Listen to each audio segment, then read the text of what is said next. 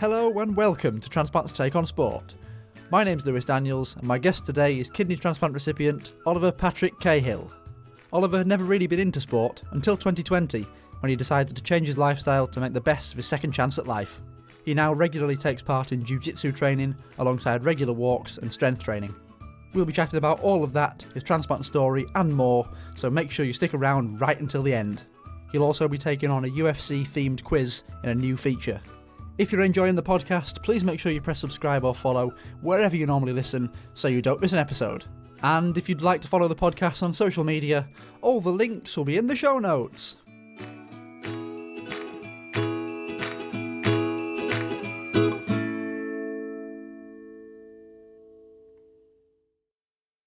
Oliver Patrick Cahill, welcome to Transplant's Take on Sport. Hello. Thank you for coming on. Listeners, you may or may not notice my voice might sound a bit different. I've been a little bit under the weather. I'm starting to get through the end of it now, and we're back on a roll again. Now, Oliver, you've had a kidney transplant, which people who follow social media would have seen, and got into sport a bit later than a lot of people do. Much later. And your sport is MMA, which we'll come on to later on in the podcast. But to start with, we'll go right back to the beginning again. And when did you first find out that something was wrong with your kidneys? So when I was 8 years old, and it started with what we believe to be a general bug, sort of a 24-hour, 48-hour bug. And after it lasted a few more days than it should have done, my parents took me to see the GP, who confirmed it was just a bug and it would pass after a couple of days. And I remember on the way home from the doctors, my mum wasn't happy with the doctor's decision and decided to take me to the hospital, which was Bradford Royal Infirmary at the time. So she took me to the hospital, and that's where it all began. I stayed in Bradford Royal for roughly 2 to 3 weeks while they tried to figure out exactly what was going on. At one stage, they thought it was my appendix, so they'd actually booked to remove my appendix.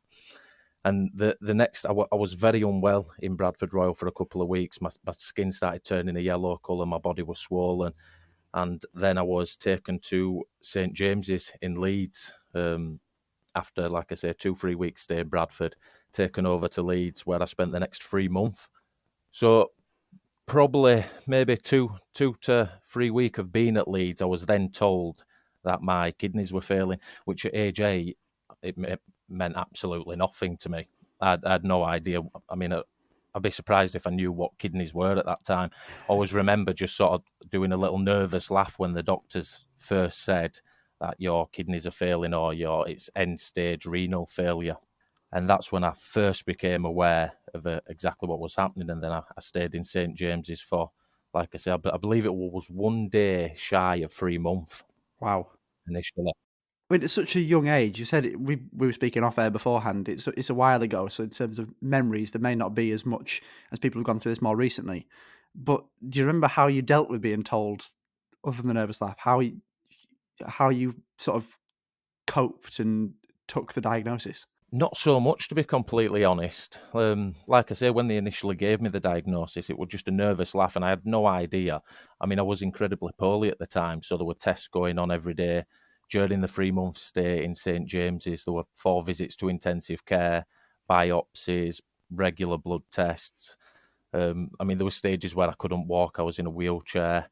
I couldn't speak. I had to write notes to my parents at stages. So there were no real point at that age that I had a clear idea of exactly what was going on. Everything was completely new, and obviously being so young, a lot of it made no sense to me. I just knew I was unwell. It's a lot to go through at such a young age as well. Do you even now, do you know what actually caused your kidney failure, or is it just like a mysterious illness? No, so I've never had a clear answer from anyone of what could have caused it if there was one specific thing. The only thing they suggested was that I could have had an infection or even a general bug that just attacked the weakest organ or weakest organs that I had, and that was it. So there's even now I've not got a real clear idea of what or why, or what actually caused the kidneys to fail or to start failing. Do you think you ever will, or is it too far gone now? I think it's too far gone. I think the closest I'll ever get is the suggestion that it's maybe an infection, or a general bug, and it's just attacked the organ. And it's just beyond repairable by the time I ended up in St James in Leeds. It's good to know that you're now on the right track again. But going back into your childhood, with having kidney failure, did you end up going on to dialysis at that point? Yes, so like I say, I was in St James's for roughly 3 months before. I mean, even during that time, I can't say exactly what they was trying to do, whether they was trying to manage it, whether they was trying to stop them from failing, or figuring out exactly what was going on. But during that 3 months, there was no dialysis that I remember.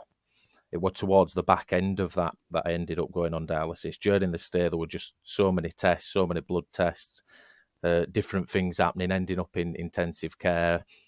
So eventually, I did end up on, I believe it's hemodialysis. So they'd put a tube into my sort of chest neck area. Mm-hmm. And I was on dialysis 3 times a week. So it would have been the back end of the stay. I would have been on dialysis while I was still in hospital, before being able to go home and then come back and visit 3 times a week for the hemodialysis.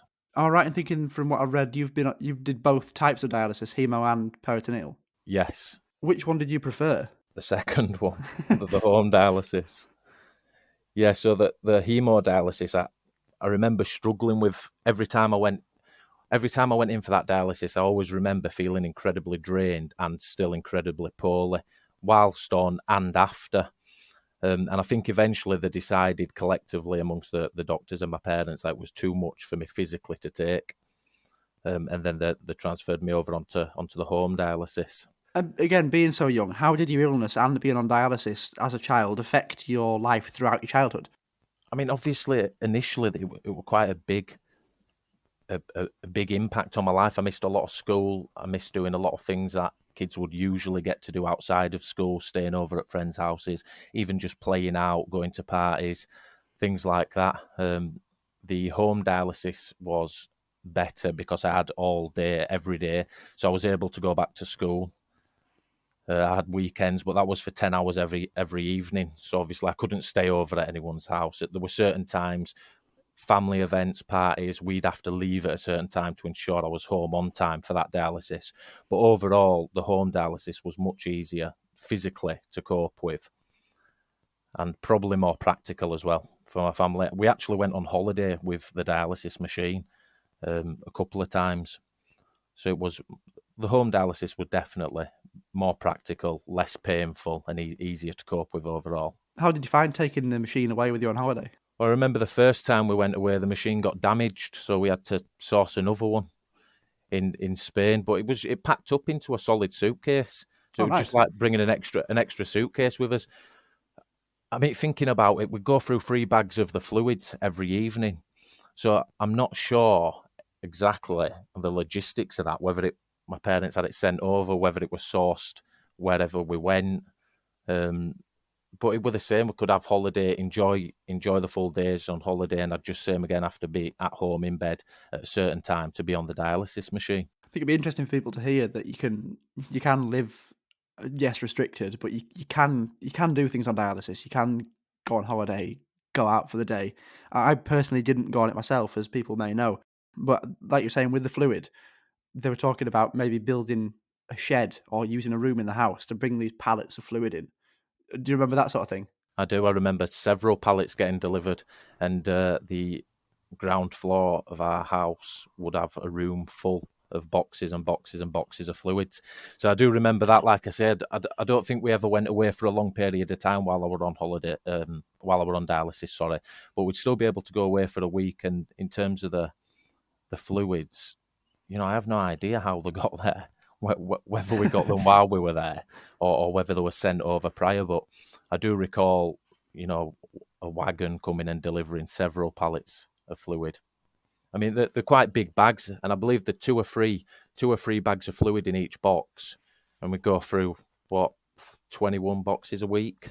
Wow! So it's a lot to get through. We've spoken a lot about dialysis there, and I know we've spoken about it on previous episodes in the podcast.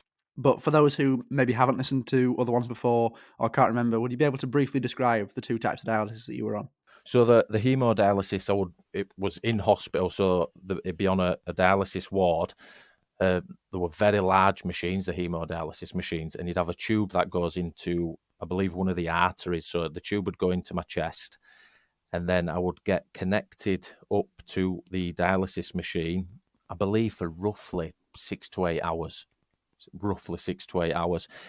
And as far as I'm aware, that would drain the blood from your body, obviously not all at once, slowly. It would go through the dialysis machine, clean it of the toxins, and basically do the job that your kidneys should do, and then put it back into your body. So, like I say, that's one that I found incredibly painful and draining. Now, the dialysis at home was for 10 hours every evening, and I had the tube in my chest removed and one put into my stomach. And you'd have 3 bags of fluid that'd connect up to the machine every evening. They would flow through your stomach and they'd do the same job, but I believe they'd clean it from the end of the blood vessels inside your stomach lining. So they would go through the process of the evening. They'd clean your stomach, go in your stomach, back out the tube and back into the bags. So that's peritoneal dialysis, and again, Yes. correct me if I'm wrong. It basically works by gravity, doesn't it? You've got a bag above your head. That was described to me when I was almost going on it as being almost on a coat hanger above you, and then gravity brings that down into your stomach cavity, your peritoneal cavity, and then down onto the floor again. Is that right? No.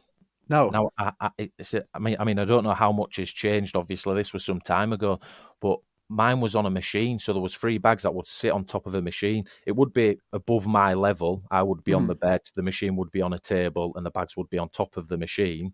But it was actually pumped in using the machine, so you'd have an awful machine type pumping sound throughout the entire evening. But I have seen the ones with the gravity bags, kind of like a drip, but I've never been on that one. And as we say a lot on this podcast, we're not medical experts. No, Very absolutely few not. people who come on here are medical experts. We're patients talking from experience. So if you would like more information about dialysis, this is one of the few times I'll say this. Then please do Google it. Health conditions, don't Google it. Whatever you do, as I've said on another podcast, professional patients, Dr. Google is not your best friend. Definitely not. And like I say, that's why I call it home dialysis. I cannot remember the exact term for it, whether it were the same as the one you mentioned, but just a different form of that. But I've always just known it as home dialysis. And you were so young as well at the time. It's maybe information that maybe your parents had taken more with. Was it 8, weren't you? Yeah. Yeah. Yeah, so between the age of sort of 8 and 12, I was on the 2 types of dialysis. So, I mean, even on an evening, it would be my mum who would connect the machine up every evening and get it going. I mean, there were that many buttons on there. I wouldn't want to start pressing things myself. And from dialysis to a transplant, was the plan to have a live donor? So I was on the transplant list for a good few years while I was on dialysis. And eventually my mum decided to have all the tests done, which were quite a long process, have all the tests done, and she turned out to be quite a good match. So the plan was for my mum to donate one of her kidneys. And she'd gone through all the tests, but you stay on the list. I believe you stay on the transplant list up until you've had the transplant and everything's confirmed as working correctly. So there was getting to the end sort of stage of confirming all the tests and looking at booking operations in. And we received a phone call for a transplant from a deceased donor. And we actually went in for the transplant. They were putting cannulas in, taking blood, getting me prepared for the operation. That was I remember the whole sort of preparation of the operation being it felt a little bit chaotic. It was awful that just from small things like putting the cannula in seemed to go wrong. They had to do it in 2 or 3 locations. And I remember feeling incredibly distressed throughout that whole process. And eventually they came to us and told us that the kidney had been damaged in transportation, or they couldn't use it for whatever reason it may be. So after that, it was just a case of going back home and staying on the list and looking at booking in to have one of my mum's kidneys. It's a lot to take. And before I come on to that damaged transplant, Yes. the cannula you mentioned, I could fully sympathise with that. It was horrible for me. I don't know what it is, but I've had 2 of them done before, and both times it's taken 3, 4, 5 attempts to get it in. So the second time before my transplant, I think I had I mean, I was well out of it, and uh, my mind was elsewhere at the point. But I think I had about maybe 6 or 7 local anaesthetic injections into my wrist and hand because they were just jabbing away.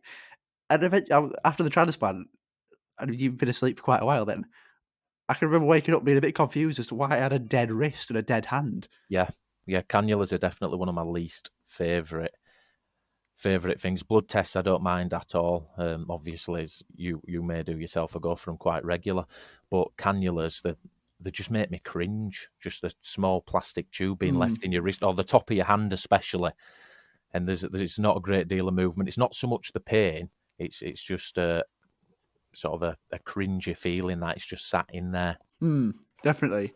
You mentioned the damaged transplant. How do you deal with sort of your ticket back to normal life being damaged?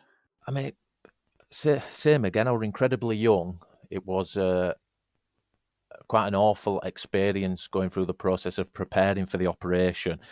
Only then to be told that it wasn't going ahead was pretty disappointing. But there was a lot going on, a lot going on anyway, and I was still incredibly young.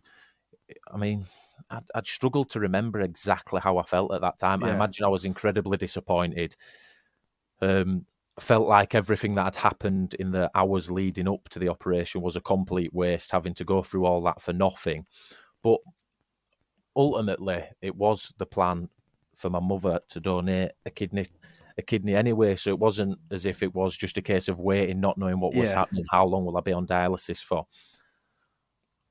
It's still no fun going through the process of tests and getting prepared for an operation. And I never recall sort of looking forward to getting the operation because it was a really big thing, especially at such a young age. I suppose I was just disappointed and just left the hospital and went home and then took it from there. I can fully see what you mean again with it sort of almost not wanting to have it done. When I was nearly at transplant time, um, I remember not wanting to have the operation just to hope Yeah, that the kidney I had, thankfully I wasn't on dialysis, as I said, just to hope that kidney would last as long as possible. yeah, and it is a major operation to go into. It's incredibly nervous, laying there waiting to have such a big operation. The call did eventually come. How did that feel for you, the call for the second time? I remember being woke up in the middle of the night. When the call came, they actually had a date booked in for the operation for my mum to donate one of her kidneys. And my parents had planned to go away, or for us all to go away for a week or so, and then come back. So we'd all go away, rest for a week or so, and then come back and we'd both have the operation.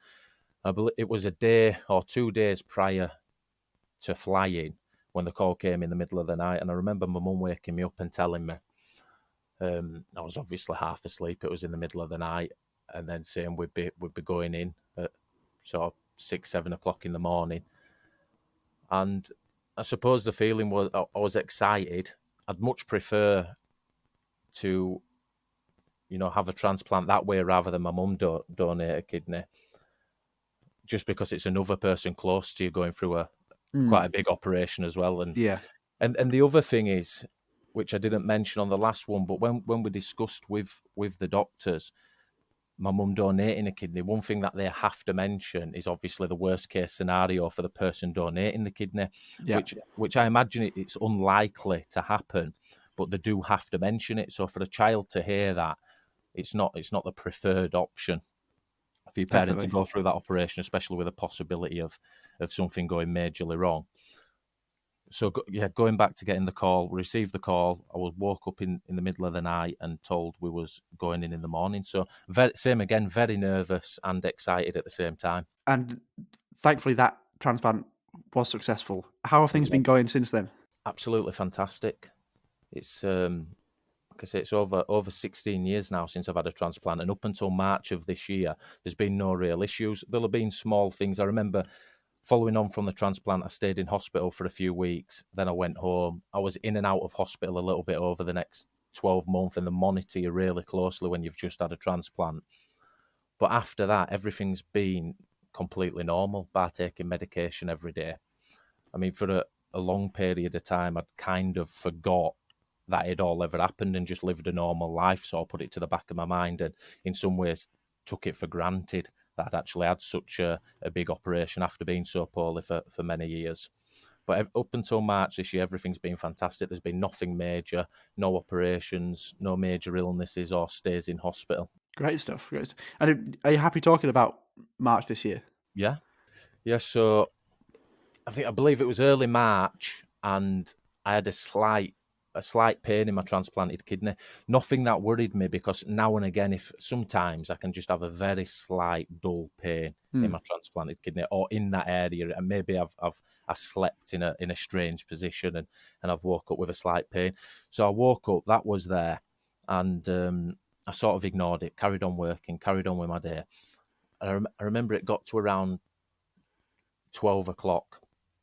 And I couldn't remember whether I'd been to the toilet for a wee or not. So I spoke to my, I called my girlfriend Emily, and I said, I'm not sure, I can't remember whether I've been. It's normally the first thing I do when I go through the evening as well, because I drink that much water. So she says, you need to phone hospital straight away and find out what's going on. It's better to be safe. So I spoke to St. Luke's in Bradford, where I'm an outpatient now.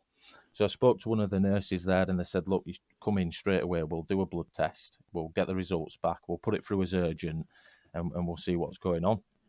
So I drunk a litre of water on the way to hospital, thinking by the time I get there, if I drink another litre of water, this is obviously something I wouldn't advise doing, a very silly thing to do.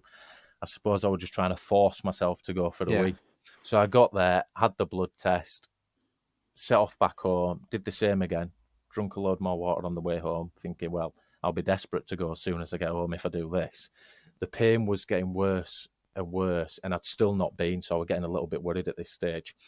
So it got to around 7 o'clock in the evening, and I'd not heard anything from hospital. And Emily said, look, you should really go up to A&E now in Huddersfield, where we're living at the minute. So just as I got in the car to go up to A&E, I received a call from one of the doctors from St. Luke saying you need to go up to the hospital straight away. The kidney function's dropped quite drastically. So I went up to A&E. I got seen relatively quickly. They did a scan on my bladder, asked me how much I'd drunk that day, which were in the region of 3 to 4 litres.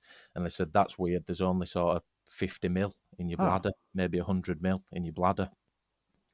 So I was in A&E overnight. 5, 6 o'clock in the morning, an ambulance took me back over to St. James's, where I got taken over before. I mean, at this stage, I genuinely thought, this is it failing now. Yeah. But I'd always been told by hospital it'll be sort of slow and something we can monitor, and we can put you on dialysis before it fails. It won't be sort of a big shock and a big surprise. So when I got over to St. James's, they did some more scans, tests, got the results back, and they said I believe it's called the ureter, between your kidney and bladder, the tube between the kidney and bladder was blocked, or there was a blockage in there. So it was stopping anything passing from my kidney to my bladder. So the first thing they did was put a drain into my kidney, connected to a bag to drain it, which was not a very pleasant experience. No, not very pleasant at all. But it was an instant relief after they initially did it. So that they'll have made the little sort of cut, put the tube in, connected it to a bag. I was taken back up to the ward, and it drained off 6 litres. Wow. In the first sort of 4 hours. But that was an instant relief. The pain, as soon as it started draining, the pain just slowly sort of left. And then they needed to do some more tests, some more scans, the dye test, the ink test, where they put ink through and see where it ends up or where it stops. And they said it had fully narrowed. So that tube between the kidney and the bladder had fully narrowed, not allowing anything to pass through at all.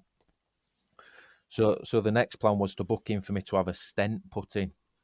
So they'd pass a stent through the tube that they'd already put in, through the kidney, and into that tube to open it to allow the fluid to pass through to the bladder again.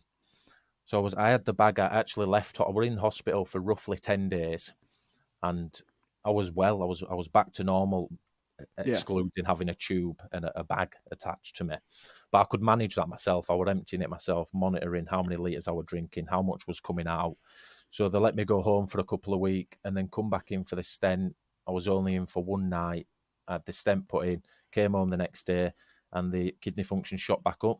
Great stuff. it's roughly sitting around 60% at the minute, and it went down to around about 6%, Wow.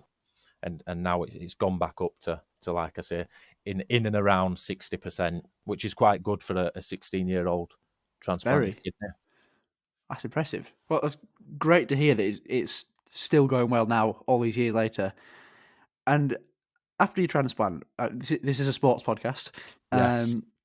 You didn't really take part in sport before your transplant or No. in the years after.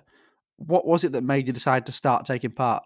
Um, I suppose it was the first lockdown. I mean, I'd always had an interest in not many sports, to be honest. I've had, for the duration, for the majority of my life, I've had no interest in sports whatsoever. I'd watch a little bit of boxing, a little bit of MMA, things like that, but no major interest. And then during the first lockdown, I was furloughed, so I was at home all day, every day. Obviously, we were all told we were incredibly vulnerable, not to leave, not to go anywhere, not to visit people, so there wasn't a great deal to do. So I started doing some exercises at home.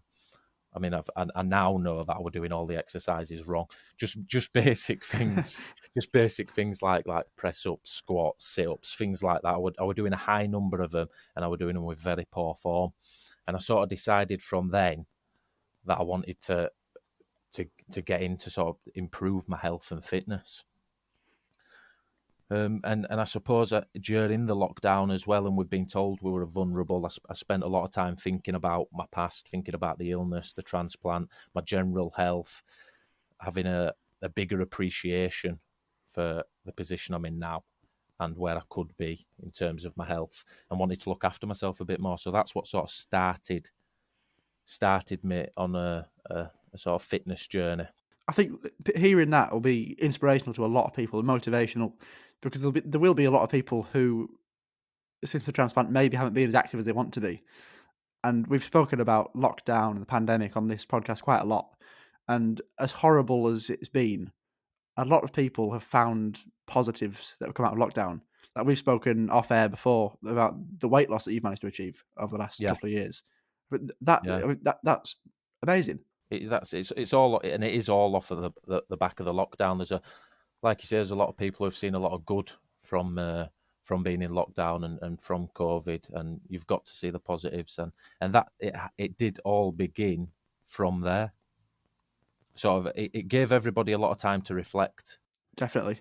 Once you got started and you maybe learnt more about the correct form to have and which exercises to do, did you set yourself any goals or targets? And I never set anything specific to try and achieve. There were no Yeah. specific weight that I wanted to get to. The only thing that I wanted to achieve was to get fitter Mhm. and and eat healthier, put better fuel into my body. And I suppose everything else came along with that.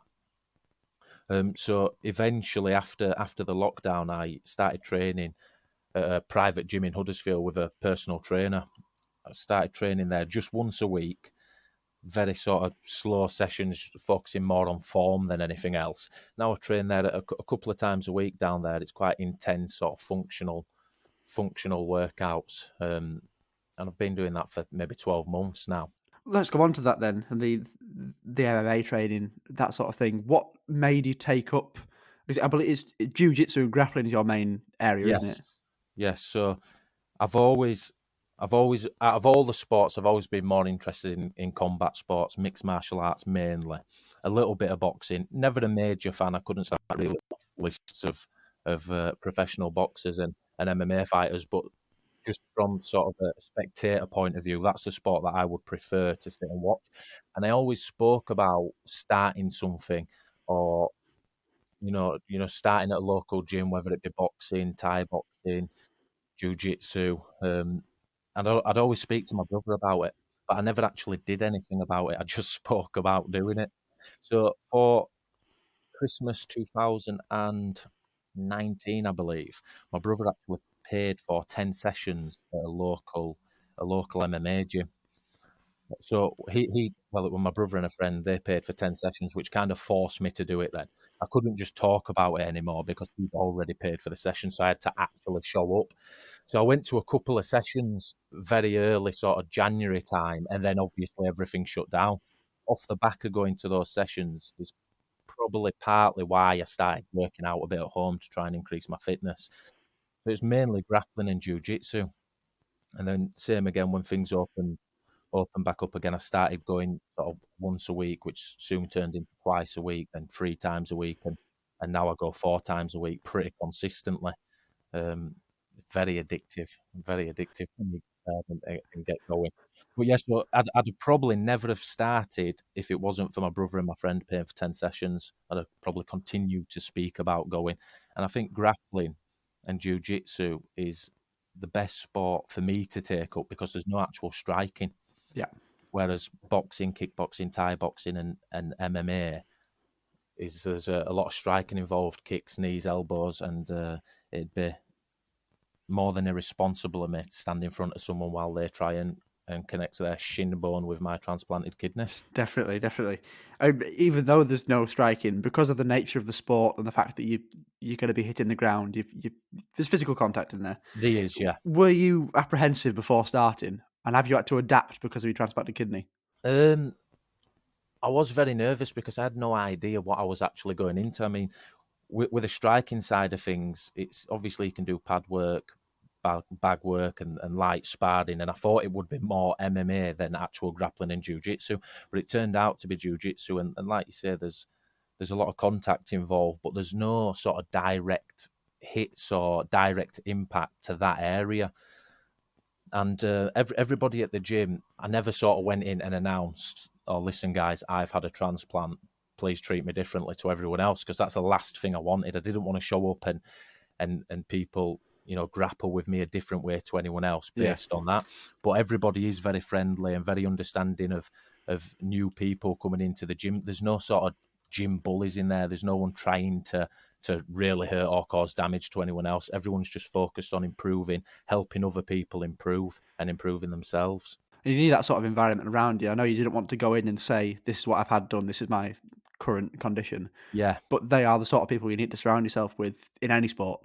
Oh, definitely. Everyone's very, very sort of positive, and you get nice comments at the end of most sessions, and people have a positive outlook, and everyone's there as a real team trying to help each other progress. Obviously, everyone wants to get better themselves, but there's a big focus on helping other people. Halfway through practicing a technique, people will help you do it better or make small changes to improve. So it is a really nice environment. I'm sure everybody there, or most people there, will now have a pretty clear idea of my previous illness.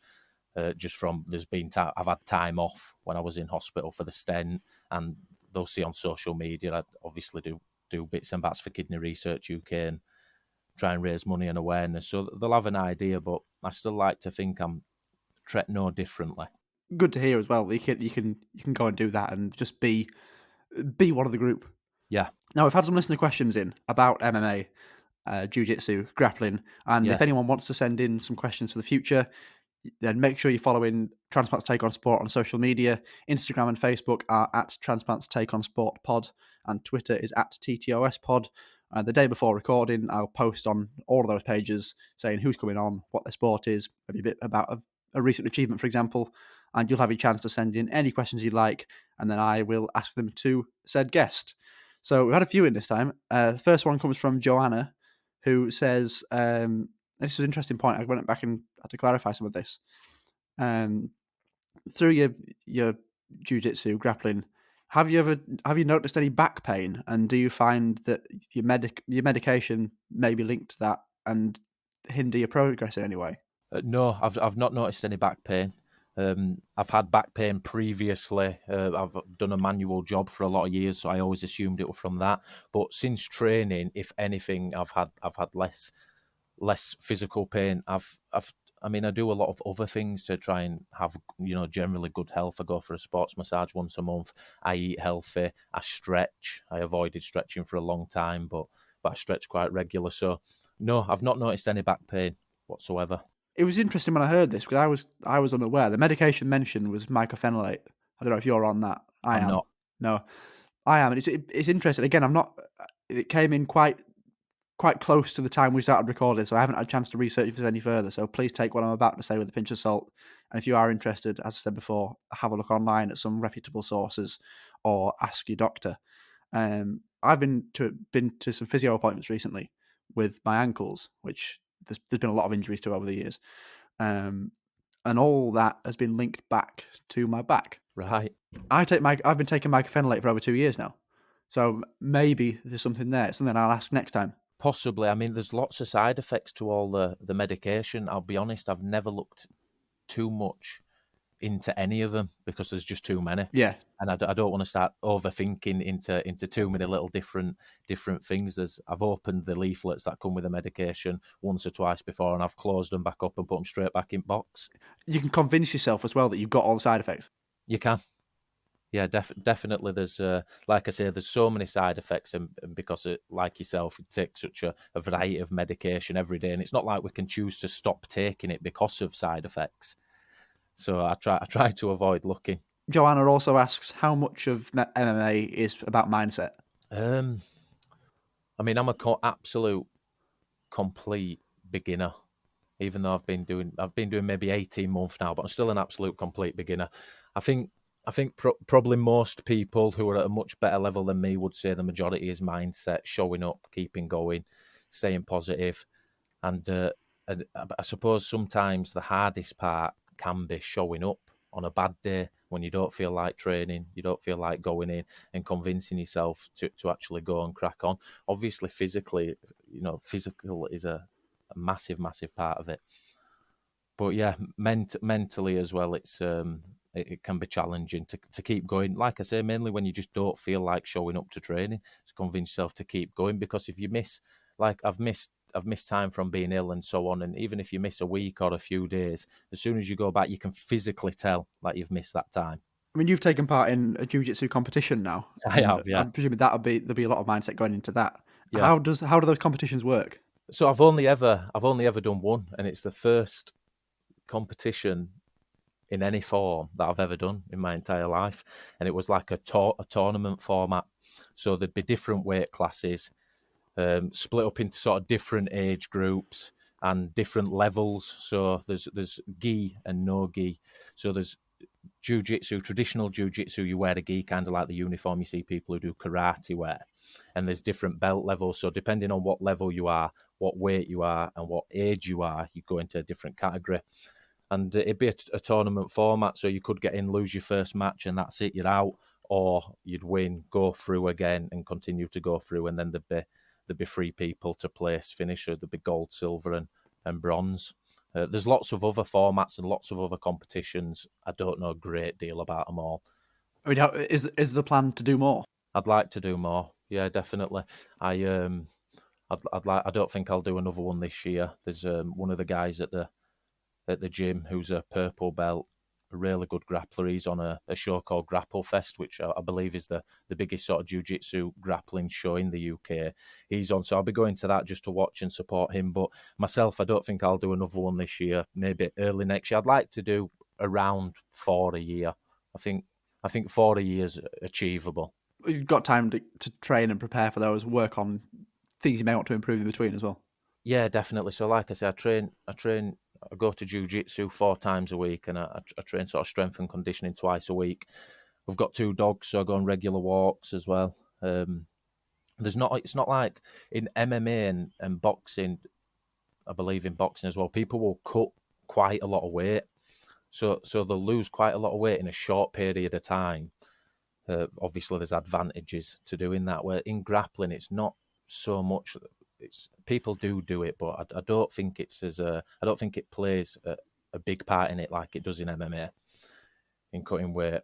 So I mean, the last competition I did were at 76 kilo, and on the morning I weighed around 72 kilos. So I think I got confused and got it the wrong way around. It's supposed to be slightly above and get down to that, but that's not what I did. There's a few things I'd definitely change and try and improve on for the next competition. We've had another couple of listener questions in, and I've saved these to the end because it links to a question I ask a lot of guests on this podcast.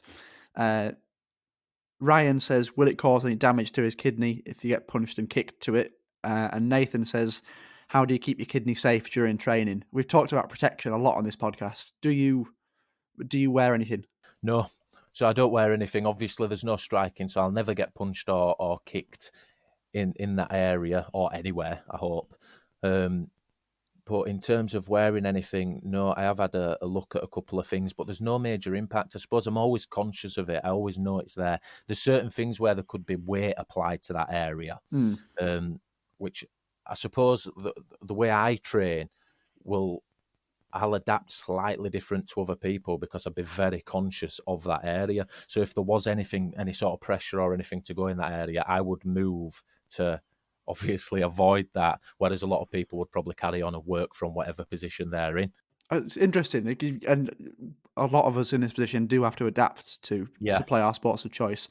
And in terms of protection, if anybody is looking for a transplanted kidney protector, if you go to herokey.co, that's HEROKI.co, and use the code ThanksLewis050521, that will get you $20 off their Kidney Shield, which is a specially made belt with a foam pad that hardens on impact to protect your transplanted kidney. I wear it for cricket, and got to say this, legally, the company said this to me, legally they can't say it will protect you for high impact sports such as martial arts.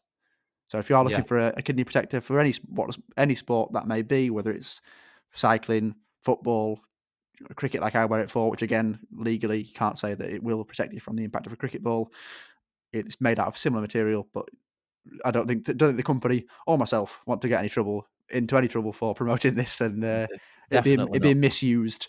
And speaking of discount codes, ways that I can help you get some discount, I'd like to say a massive thank you to Neon Cricket, who once again have kindly sponsored me for the 2022 season. If you'd like to get any cricket equipment from there, and I'm hoping they start doing the clothing again. I had a hoodie on before we started recording that was made by them, taking it off. I also got a cap.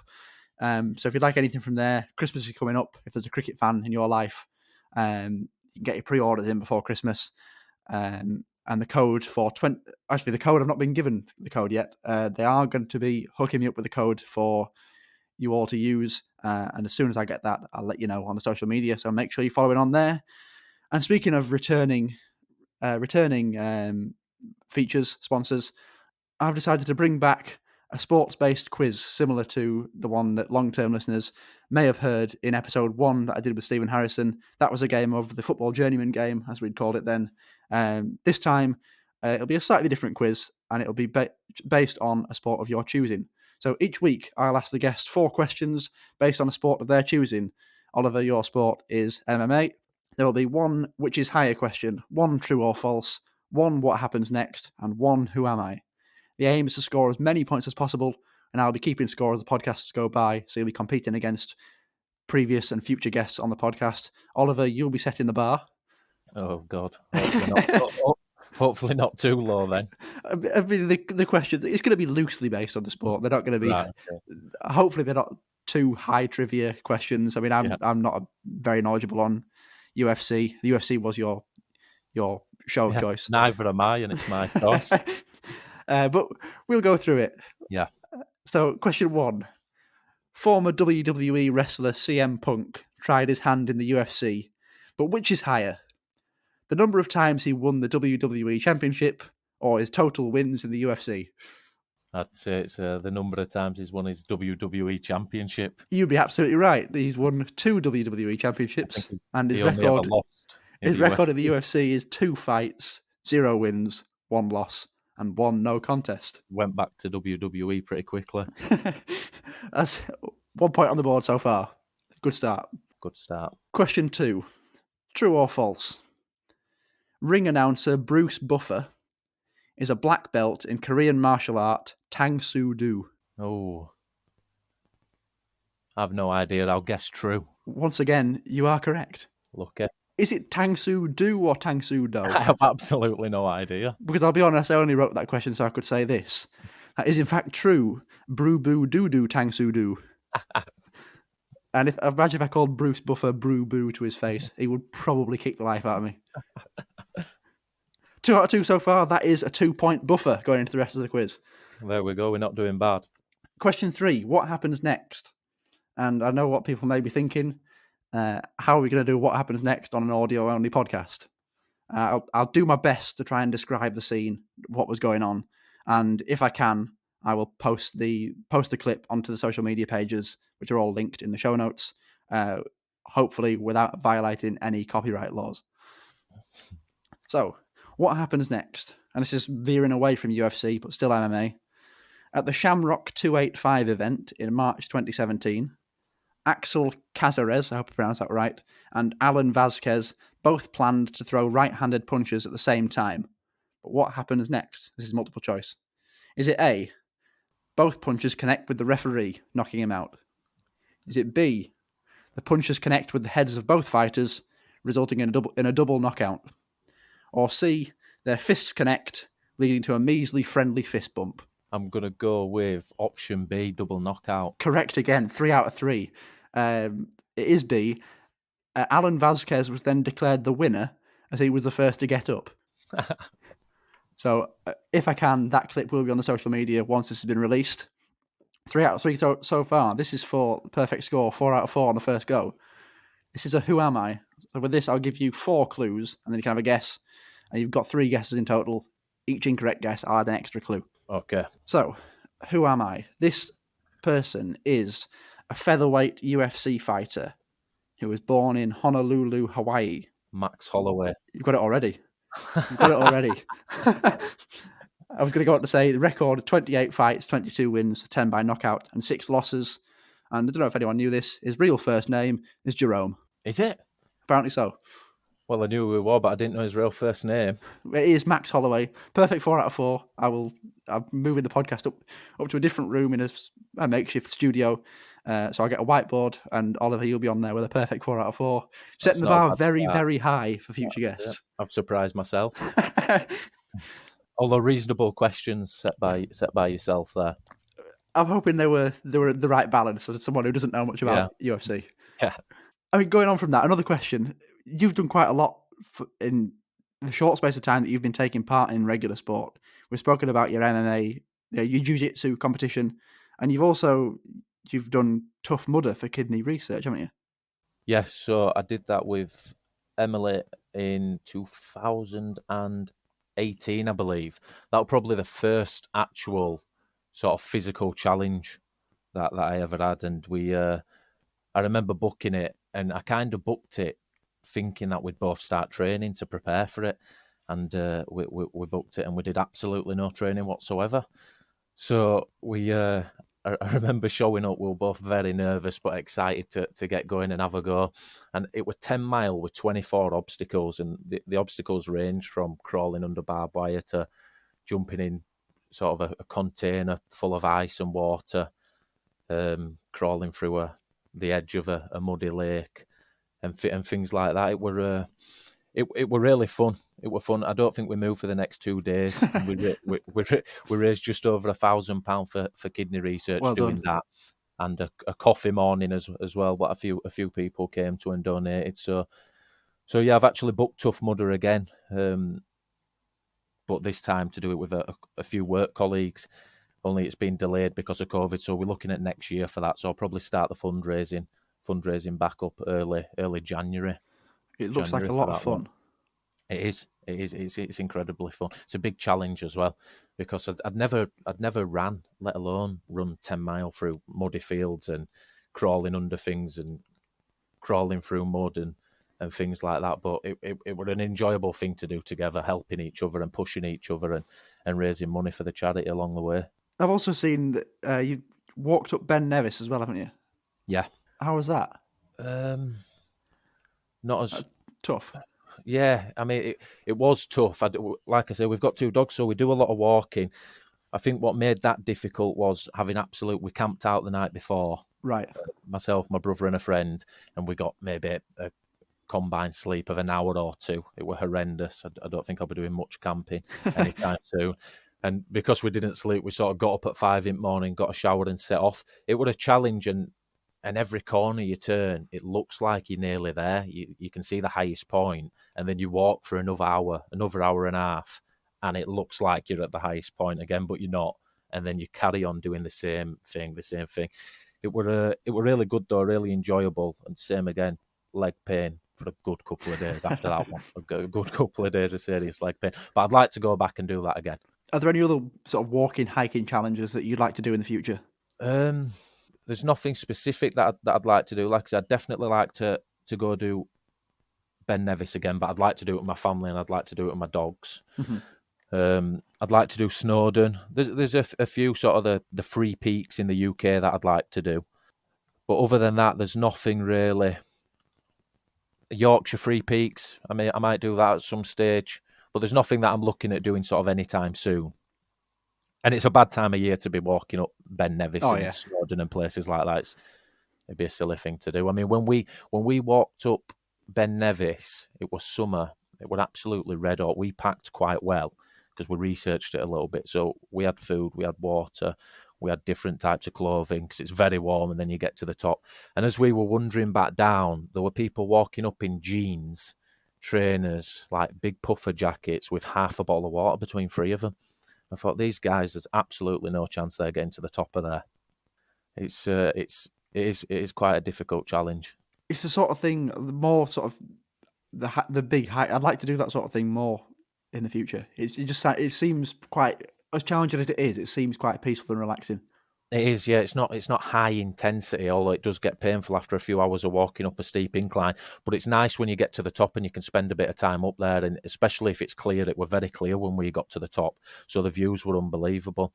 And then we stayed up there for a while, had some food, had a bit to drink, and set off back down. Out of all the sporting achievements over the last 2 years since you started to get fit again, which is a great achievement, the fact that you managed to lose weight, you've got your life, you've changed your lifestyle to Massively be the best version of you and look after your transplant for as long as possible, which I think is inspirational to a lot of people listening, myself included. What would you say is your greatest sporting achievement so far? I mean, there's not been many, if I'm honest.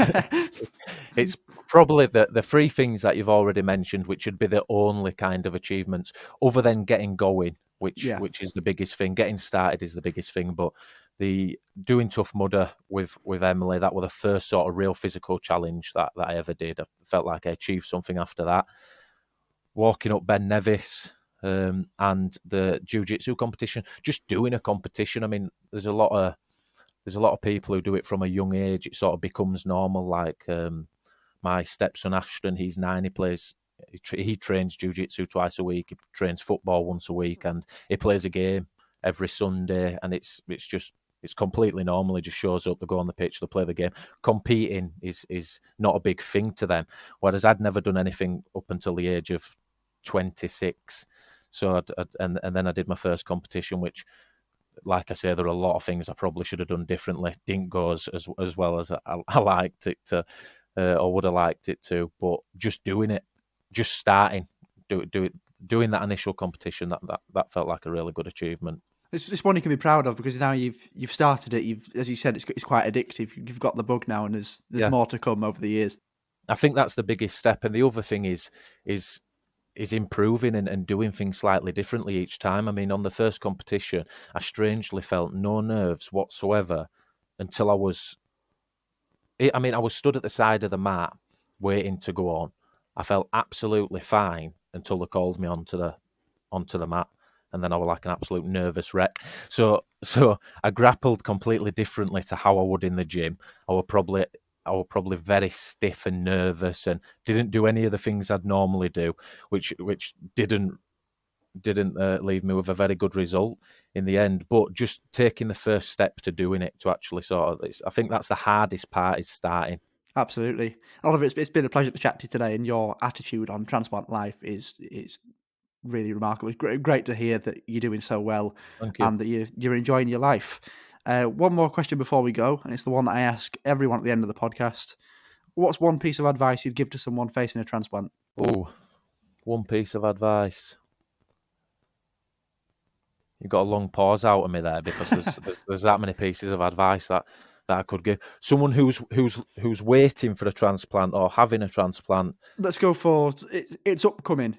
People may be listening to this as the reason I started this, wanting to know what sort of sporting opportunities are available after you've had a transplant. I think after you've had a transplant, recover as quickly as you can. Don't rush into anything, but at the same time, don't delay starting something new. You know, whether it be going on regular walks, whether it be running, grappling, cricket, football, whatever it may be, once you're fully recovered, I'd say just get going. The hardest part is starting, is walking in the first time, walking in the gym for the first time, or trying a run for the first time. That's the most difficult part. So don't delay it. Obviously, recover fully before. Don't rush into anything, but then don't let it sit on your mind for a long period of time before going. I mean, I could have been doing what I'm doing now for 10 years if I just started, if I just took the first big step. I completely agree with you. And there we go. Thanks again, Oliver, for coming on. If you're enjoying the podcast, please make sure you tell your friends, spread the word. Let's try and grow the audience as big as we can and get as many people involved as possible. If you'd like to get in touch, whether that be to just send a message, to volunteer yourself to come on the podcast and share your story, if that's something you'd like to do, or if you think there's somebody who I should be getting in contact with to come on the podcast as a guest, you can do so via the social media pages, which I'll link in the show notes, or you can email transplantstakeonsport@gmail.com. Apple Podcasts is the most used app to listen to the podcast on.